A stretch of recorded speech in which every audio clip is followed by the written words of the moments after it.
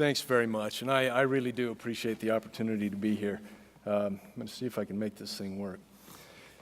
We in Utah, like much of the country, have seen some extreme weather this spring, and about a month ago we had a heavy snowstorm that uprooted 7 trees in my backyard.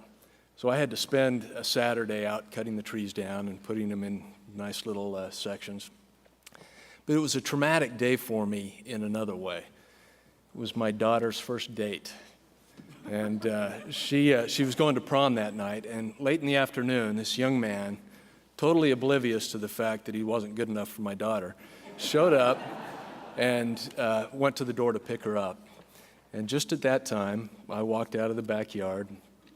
I was covered with mud, my hands were bloody, and I was carrying a chainsaw. I feel so sorry for that poor boy. He never seen a kid get out faster, but I'll tell you this, he got my daughter home on time. So why do I tell you this story? Well, all of us care about our children, we care about those who follow, we want to protect them, we want the best for them, and that's why we're here today.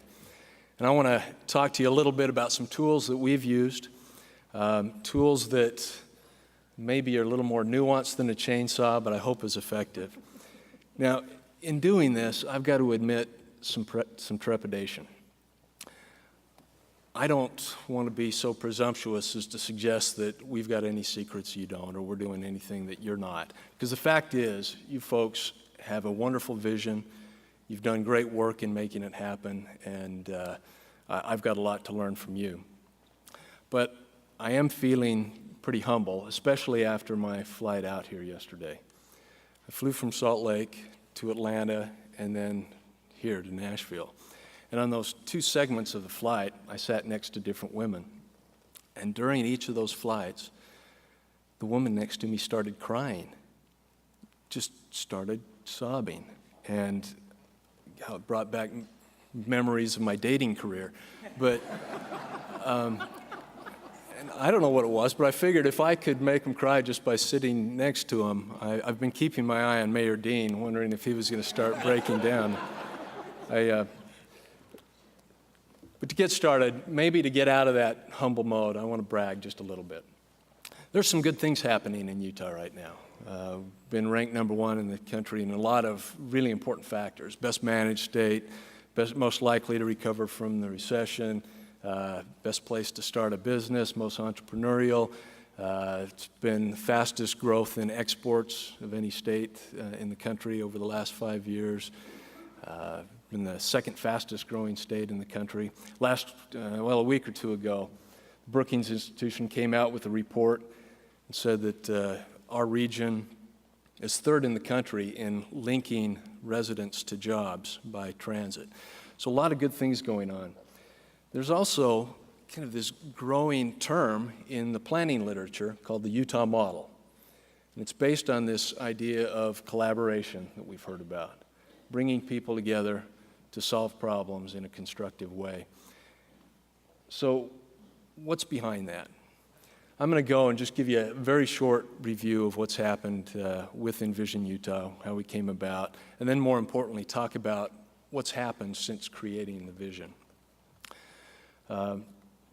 Regional visioning is the approach that I know you've been involved in to address the challenges of a region at the right scale.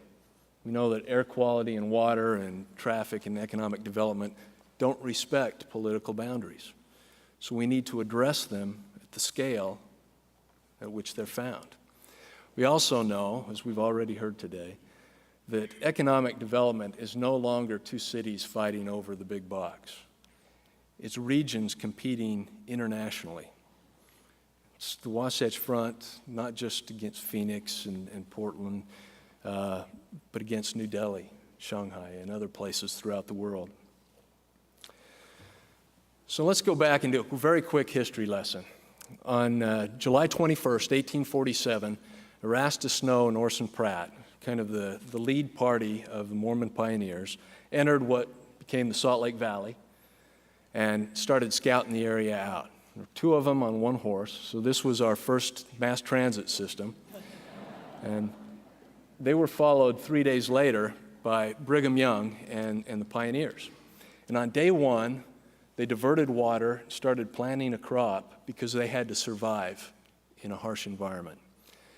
But on day 4, Brigham Young set up his planning committee, and they started laying out the community based on the Plat of Zion, and it became the model for 500 communities throughout the Intermountain West. So we have this legacy of planning, but over time, it was kind of lost, and we went the way of most communities into sprawl development. And so that gets us to the mid-90s. We're facing the challenges that almost every region in the country is. Traffic congestion, increasing costs of infrastructure and business, air quality issues, water, et cetera. What do? We had absolutely no appetite for regional government or another government solution. You know, we're out rugged individualists in the West, believe in local control, believe in private property rights. So how do we proceed? Well, the concept was we would create this nonprofit that had no regulatory authority, but could set the table to bring the region together, to get us starting to talk about the challenges that we would face and how we would get past them. Focused initially on a 10-county area. Sound familiar?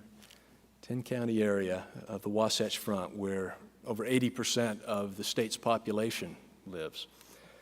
There's a challenge in there when you talk about all of those elected officials, all of the special service districts, and everybody involved in that process. But we started off with the notion that everybody ought to be involved. And unless you're involving those that might be opponents, you know, at the beginning, they're going to come in and fight you at the end. So first question asked at any meeting was, who's not here that should be? We also began with the premise, if you get good people and give them good information, they're going to make good decisions. And you know what? It's true. Every process we've done, the public has confirmed that that's the case. Now, traditionally in planning, you get the experts together. They go in a room, they put together a plan, they look at all of the research, et cetera, and often come up with something very compelling, very good. And then they take it out to the public and try to sell it, and it dies on the vine and sits on the shelf, all of that kind of thing. What's missing? It's often this political will, the public buy-in. So the process that we started front-loaded that traditional process by looking at values. What do we want out of life? Then looking at a vision developed through scenarios that helps us think about how the region provides what we want out of life and a strategy to get there, and then into the plan, fund, and build. So why start with values? I think this is critical. Values are not poles, you know, that change with election cycles and with the economy, et cetera. Values are what we hold most dear. They're what are at the basis of our decision making. And frankly, it's what drives the market. Importantly, as you think about regional visioning, understanding the market is key. Understanding values is part of understanding the market. It was also a way for us to be able to show that despite our differences, what we held in common was much greater than what divided us. That got people thinking, well, maybe that guy down the street isn't such an SOB. We do care about our families. We do care about the environment around us, et cetera. And third, it helped us communicate. There's power in communicating at a values level. And let's talk for just a second about how you identify those values. We held hundreds of workshops, had people working on maps. You've done this as well. Identify what people like, what they don't, where we should build, where we shouldn't. We also brought in top market research professionals who went through a process that had previously been used to sell cars and hot dogs and soda pop, and used it for the first time in developing public policy. And this is the values map for Utah. Our governor saw that and said, that's a map for getting elected governor of Utah. And it is. And I won't go through all the details there. We don't have time, but I did an hour presentation on this a week or so ago, so there's a lot we could say. But I think the bottom line, we hear a lot these days about sustainability, sustainable communities. And I'd suggest that to be sustainable, a community needs to respond to people's values. If not, they're not going to invest the time and the resources into building that community. It's got to be a part of them. So this values research has now been done in many regions around the country. And not surprisingly, the researchers have found that about 70–80% of those values are consistent region to region. But it's those differences, that 20–30%, that kind of define an area. So what are the values that we've seen around the country? You won't be surprised. The whole idea of personal growth and well-being, how we can become what we can become. Education. The sense of interaction, neighborliness, a sense of community is important. Places to get away, places that are beautiful, give us respite, like nature. Time together with those that matter most to us. Family. Eyes on the street, safety, security. This is almost number one everywhere we go, safe and secure communities.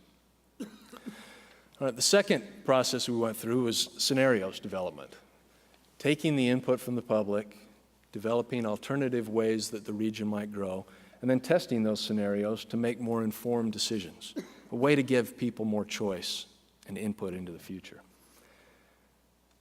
So we looked at different inputs, different transportation systems, different land use patterns, areas that would be preserved, areas that might be developed, and then using modeling tools could project how those different scenarios would perform long term.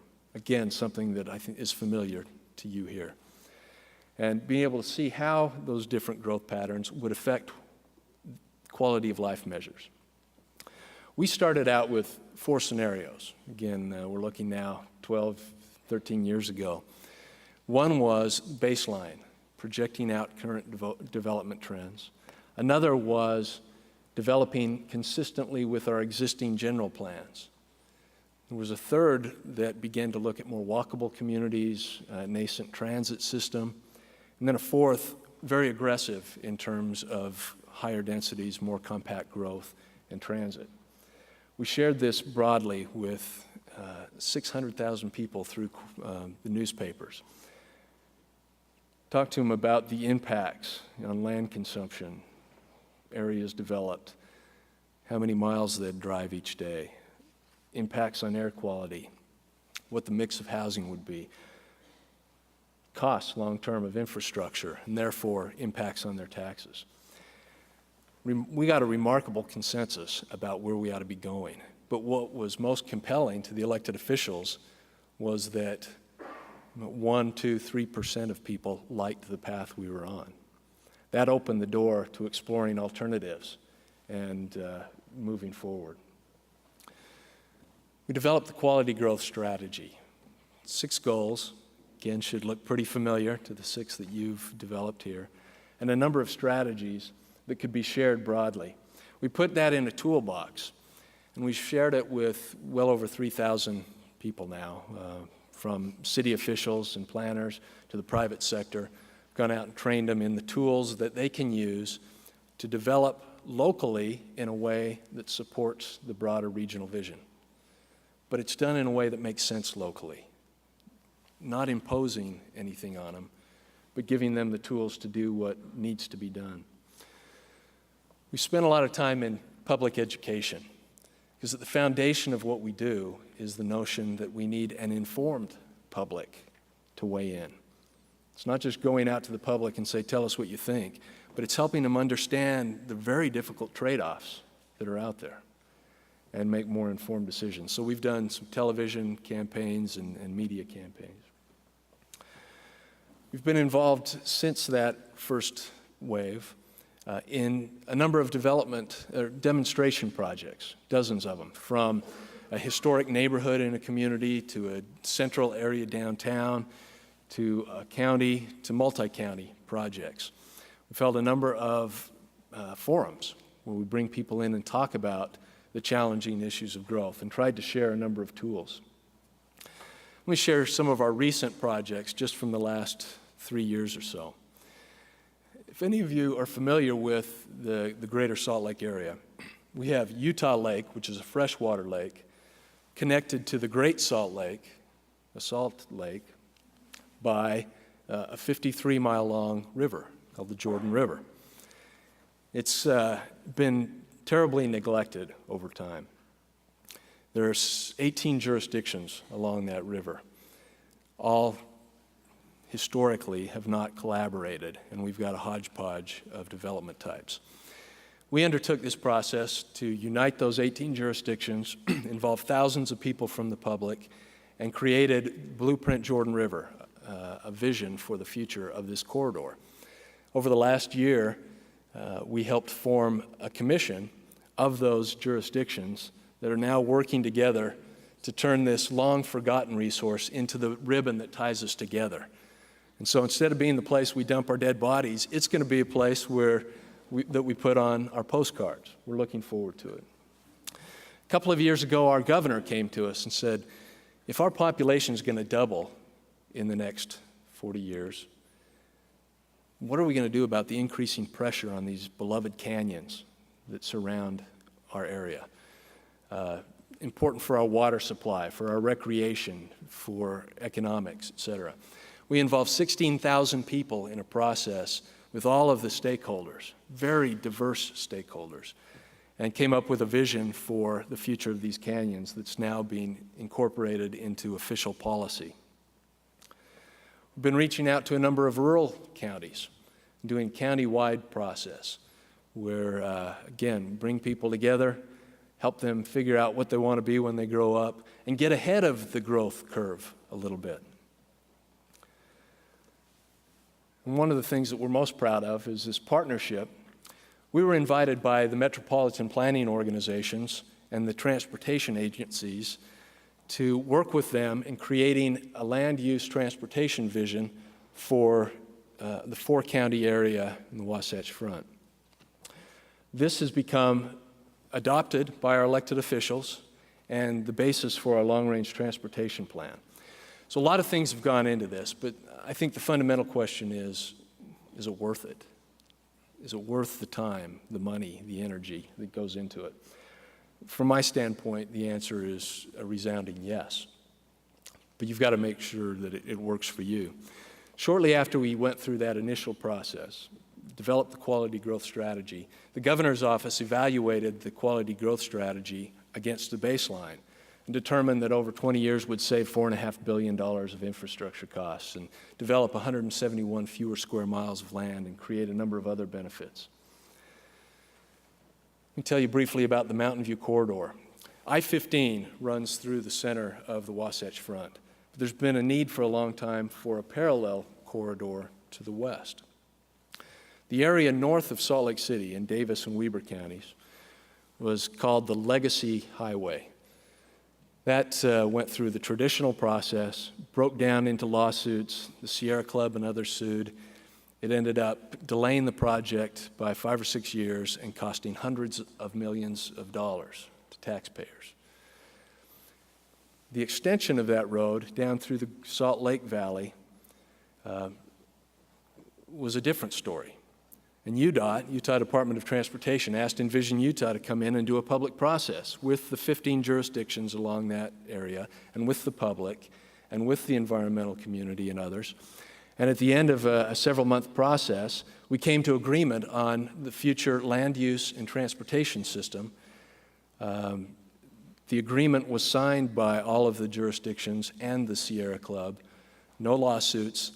It sped up the EIS process, and that's being built right now. Process can make a difference. Before Envision Utah, there was a referendum on transit funding, resoundingly defeated. Following our initial process, attitudes had changed dramatically as people were able to weigh the cost and benefits in a more informed way. Since then, every transit referendum has passed 2-1. because we knew where we were going to develop and how, we were able to go out and purchase right-of-way from Union Pacific Railroad that has formed the spine of our transit system and long-term saving an awful lot of money. We've got a rail system that's one of the most aggressive in the country, built really just over the last 10 years. As I said, recently named the second most effective transit system in the country. But we haven't stopped there. We're building that system out at this point with the goal that by 2015 we'll add 70 miles and 7 new lines to that transit system. And I'll tell you what, it's all going to be finished by 2013, 2 years early and under budget. One of the extensions of this line goes out to a community called Daybreak. And the president of that development company said that it would be an enduring legacy to Envision Utah principles. It's now the best-selling subdivision in Utah, one of the top 5 in the country, and a couple of months ago won the National Home Builders Association Award as the outstanding subdivision in the country. Now, with our federal partners here, I can't neglect to talk about the Sustainable Communities Program and the grant we received. You're familiar with this program. Last year, there were hundreds of applicants nationwide. Virtually every region in the country applied. 2 scored highest on the application, got perfect scores, and received the maximum grant amount, including the Wasatch Front Partnership. We're really grateful for that, and in fact, this next week we're going to have a formal public kickoff, and Secretary of HUD, Sean Donovan, and our Lieutenant Governor and other dignitaries are going to be kicking off that event publicly. Let me just tell you briefly what we're doing with that project. It's got a number of steps, but it includes creating an even stronger framework for collaboration, bringing the parties together, ways to communicate our transportation projects more effectively, developing the first ever regional housing study and approach, looking at tools to make better decisions, want to test the concepts on the ground, and finally share that knowledge around our region and broadly. We've got a collaborative right now that includes nonprofit entities, the transportation agencies, the MPOs, the major jurisdictions in our community, and others. That'll be expanded dramatically over the coming months. We've been working together for some time. We're going to work together better. And in fact, when HUD came out and presented the big novelty check, I haven't been able to cash, by the way, but they said, the reason we're investing here is because of your history of collaboration and getting things done, pure and simple. I think I mentioned that I think this week, in fact tomorrow, we're going to have a vote of our MPO to adopt the next long-range transportation plan. That plan is based on the vision that we developed, the Wasatch Choice for 2040. So we're anticipating that the various communities are going to do their part for land use to make our transit system and our road system work more effectively. The housing plan is based very much on market reality. This isn't about, vision stuff. This is about understanding the market, what people want, and providing people what they want in a way that creates the quality of life we're looking for.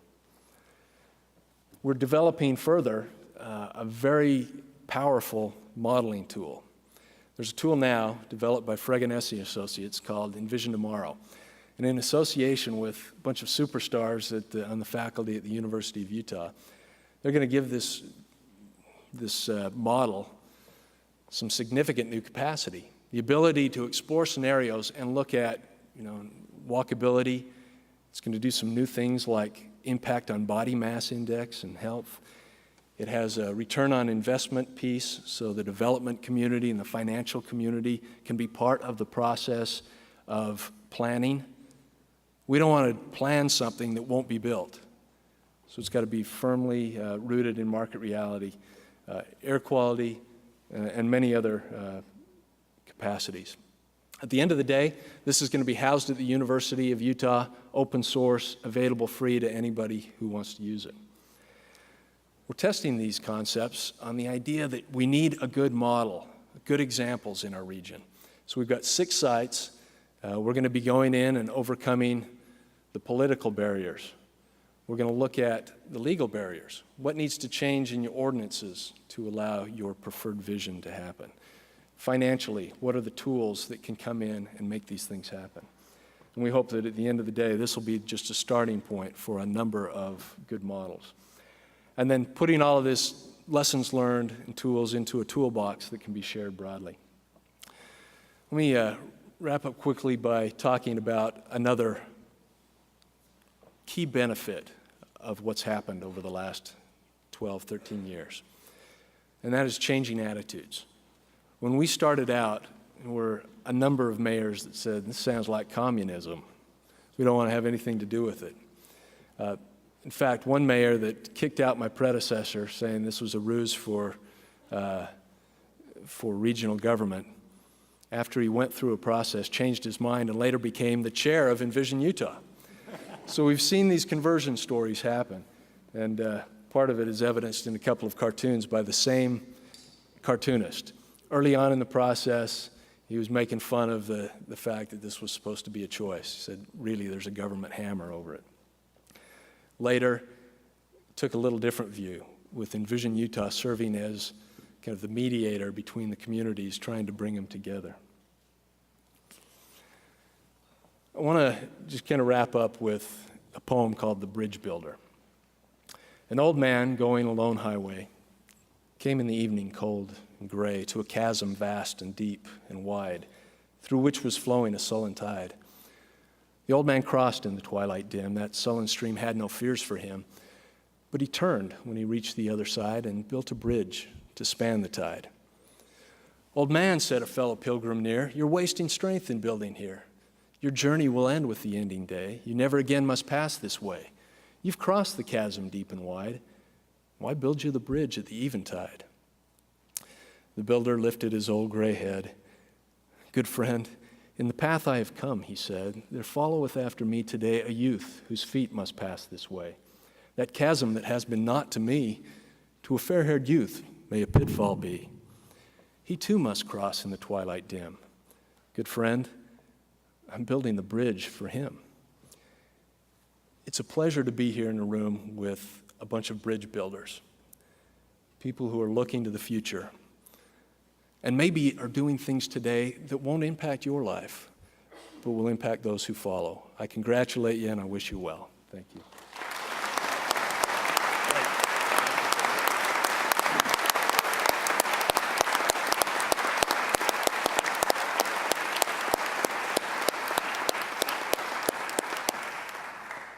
Wow, what a way to get started here with our first session. We're going to take a 10-minute break. We've got great stuff coming back up right now, but thank you to Governor Hickenlooper one more time and to Alan Matheson. What a great